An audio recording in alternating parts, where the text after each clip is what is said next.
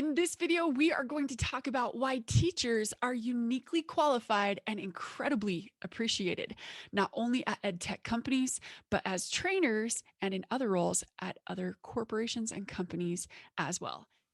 Shannon, I am so glad that we get to chat today about everything we're going to discuss, from teacher guilt and so much more. I love it. I always love talking with you. And we could probably get off on like a million tangents. So I'm I going to know. focus and Yes. we're going to focus today. It's so fun to get to work with friends, right? I love it. Shannon, Totally. why don't we start with you explaining um, some of the work that you do now? Now, our course members are already going to recognize you, and our membership members are already going to recognize you from the training that you do inside of the membership and the Find Your Next Dream Job course on how to interview effectively and so much more. But yeah, why don't you, for those who aren't familiar with you, why don't you just explain a little bit of your path and what you're aiming toward next as well? Okay. So my name is Shannon Rezaire. I am a life coach for working moms. And on top of that, I work for an EdTech company as my title is a customer success manager. Fancy words for saying I'm a consultant and I do many, many things. After teaching, she then became a trainer. And then some of the ed tech companies where she's worked include Canvas by Instructure, okay? The largest learning management system, or the fastest growing one out there. For those of you who haven't heard of it, think of where you enter your grades, your attendance, and assignments for students. It's one of those platforms and portals. So, working there as a hiring manager, she has interviewed and seen the resumes of hundreds of transitioning teachers. And inside the training that we have in our membership by Shannon, she shares what teachers do wrong 99% of the time in interviews and how to do that right. And she gives fantastic examples and yeah, shares resources and so much more. Okay, Shannon, and the ed tech company that you're working at now as a customer success manager, I see a few more people that have been posting about that recently and asking questions about that. For those who have not heard about it, can you briefly describe that role? Sure. So customer success manager, that is honestly, it depends on where you go and how they define customer success manager. Sure. It is a role in the software industry and in corporate that people are still trying to figure out. For most companies, customer success manager is the role that helps customers be happy customers. So think when you have a software tool, you want everyone at your organization to use it, right? Because if everyone at the organization uses it, you're getting your money's worth. The customer success manager helps with that. They help make sure that the customers are using the tool and that everyone at their organization is using the tool, because the more people that are using it, the more likely they are to renew. So the customer success manager is responsible for happy customer and also helping them grow and expand within their organization.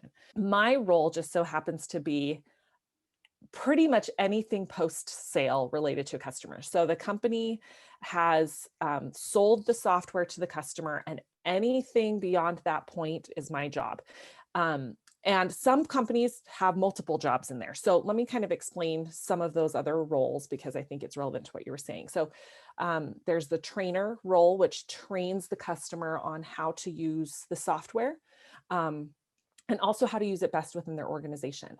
There is the implementation consultant, and there's various terms for that.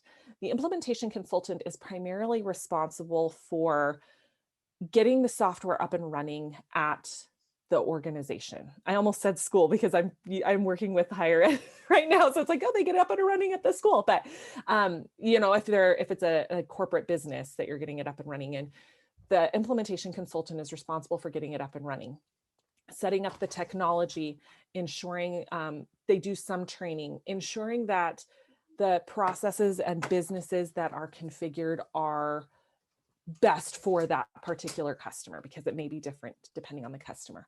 And then there's, of course, the customer success manager, where once the software is up and running, they help with the customer, they help the customer stay happy. And then there's support. And support is if there's any bugs or problem with the software, basically if it's broken, support help fixes that. So those are different roles at software companies, and it's especially ed tech. Also, for anyone listening who's like, well, I want to work in an ed tech company, but I don't know how to develop web stuff, right? I think it's just really important that people know, no, that doesn't need to be the role. You don't need to be a web developer. If people want to do that, Mm-mm. cool, you can learn those skills. But there is this whole huge area where they need people to help train, to help with implementing, to help Mhm. using it successfully, to renew accounts, and yeah, to have it be part of their school if it's ed tech, or their organization if it's corporate outside of the education sector. One thing that like makes it that the teachers, like teachers are really prepared for when it comes to software is they've actually used it. I've actually used the software and they know how to use it in the classroom. So let's say, for example, Canvas, because that's one that I worked on. A teacher has experience, like let's say a 10th grade teacher has experience using Canvas, has experience teaching 10th graders how to use Canvas, has experience developing lessons, assignments, managing grades on Canvas. So there's some instructional design elements there. So the teacher actually has firsthand experience using the software. And that translates to a corporate environment where they can teach others how to use the software. Very basic training, like click here to do this, click here to do this. But then beyond that, they can actually consult on best practices. So, for example, a teacher who's had experience, like I said, teaching 10th grade and using Canvas, all of a sudden is now in a position where they can train and consult other 10th grade teachers on how to use Canvas, or other high school teachers how to use Canvas. For example, you may want to do this when setting up your assignments because it will engage your students more. I would recommend not doing this other thing because your students are never going to look at it, or they're going to be confused or something like that. So because the teachers have experience with the tool, they can train and consult other teachers in the same thing. They don't have to be a wizard, like you said, and know web development or coding or anything like that. No, it's just they have boots on the ground experience using that tool. Absolutely. One of the ed tech companies that I do educational consulting for, this last week, I've had teachers reaching out. And really, my role with that company in particular is pre sell and the sales process and post sell. Like, so there's kind of a lot of hats involved with it, but it was so nice, even this last week, to train some teachers live and to be able to say, so when you're starting to use this with your students, here's what I recommend. And here's what I did with my students to show it to them, to use it together as a class. Anyway, to speak Yeah. from experience. And the company has their tech people, right? And the company has, some salespeople and all the invoicing and all of that. But when I emailed one of the principals this week of, okay, here's the information, here's the bids, here's everything that you need, let's get your accounts created. I could also say, speaking from experience, having used this with my fifth graders, I can say that they went from some of the lowest Title I school writers in the district to some of the highest performers in just a handful of months. And so having testimonial, like I almost have goosebumps saying that, because as teachers, we know what tools are bringing about real results and making our lives Right. easier and our students enjoy. And it really does give me goosebumps. Like, Well, and the other thing is you were talking about that came to mind is that teachers also know how not to do it. So I remember when I mentioned I was an adjunct professor at two different universities. While I was teaching, both universities implemented Canvas. So they bought Canvas while I was there. It was implemented by the implementation consultant, and then the teachers were trained on how to use it in their classrooms, right? And then several years I ended up working at Canvas. Several years later, I ended up working at Canvas. Anyways, the first school that I worked at when Canvas came on board, I remember sitting there and they're like, you're going to get trained on Canvas. And I'm like, okay. And I go into this place, and Canvas was still a new tool at that point. I had absolutely no idea what Canvas was. And they just said, you're going to go get trained on Canvas. I'm like, cool. I figured they would tell me what it was when I was there. They didn't. I had absolutely no idea. And the more I got into the session, I'm like, oh, I think this is like Blackboard. If you've ever used Blackboard, like, I think that's what this does. And then they trained us on how to use the tool, but I'm like, I don't know how to use this in the classroom. Like, you told me where to click, but I have no idea how to take it into like use it experientially, like as an experience. I have no clue. You just told me where to click. And Yeah. I had this horrible experience getting trained on Canvas, which I absolutely love that tool and I think it's phenomenal. So then as a teacher, it made me go by my like on my own in the evening, try and figure out what this tool was and how it worked and how to use it in my classroom. Fast forward several years later, I was actually working at Canvas. I was actually an implementation consultant. I was actually training schools on how to do it. And I had firsthand experience to say, this is the wrong way to do it. And this is the things that you need to keep in mind to make sure that your teachers are using this tool. You need to provide these trainings. You need to provide these consultations. You need to give them this help. For someone that's more like technical oriented, like that has a technical background with coding or engineering or things like that, they would have had no idea how to consult on what I was doing because they had no experience in doing it. Sure, they could talk about the tech setup all day, but what the schools needed when I was implementing Canvas was how to get their teachers to use the tool. And I had that experience as a former teacher using the tool with my horrible experience of getting onboarded with it. So teachers have a wealth of knowledge, not just how to do something well, but like how not to do things. We've all been in boring professional development meetings and Totally. trainings. And it's like, what a waste of time, because let's be honest, everyone has 1,000 post-it notes of what they need to be doing. And we don't want to take Right. their time with it. So Right. yeah. Oof, Well, passionate. and the other thing too, like this is something that I think teachers overlook and take for granted.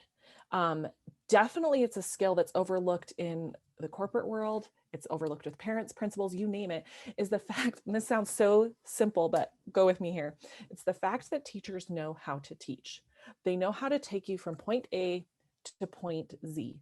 And they can tell you the why you're doing this, how it's going to benefit you, how to use it, how you might use it. They'll give examples in the classroom. When someone does not have a teaching background, they do not know how to teach those kinds of things. Because it's something that as teachers we do, it's second nature to us. It's like, well, how can you not know that's what you do? Like, that's so simple. Trust me, most people do not do that. I can tell the teachers from the non-teachers in corporate because they can take a person on that journey, that learning journey of learning a new thing, a new software, a new concept, a new whatever, is that they take them on the whole journey. So great. Shannon, thank you for sharing your path and so much about how to get a job in ed tech, different roles that there are, and really why teachers are uniquely qualified, the skills that they have.